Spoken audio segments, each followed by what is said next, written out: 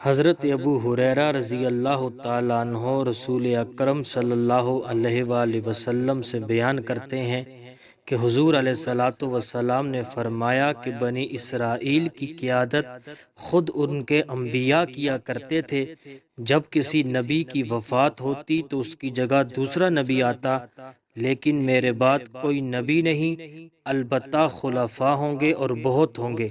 حضرت ثوبان رضی اللہ تعالیٰ عنہ سے روایت ہے کہ حضور اکرم صلی اللہ علیہ وآلہ وسلم نے فرمایا کہ میری امت میں 30 جھوٹے پیدا ہوں گے، ہر ایک یہی کہے گا کہ میں نبی ہوں، حالانکہ میں خاتم النبیین ہوں، میرے بعد کسی قسم کا کوئی نبی نہیں۔ حضرت انس بن مالک رضی اللہ تعالیٰ عنہ سے روایت ہے کہ رسول اکرم صلی اللہ علیہ وآلہ وسلم نے فرمایا کہ رسالت اور نبوت ختم ہو چکی ہے، پس میرے بعد نہ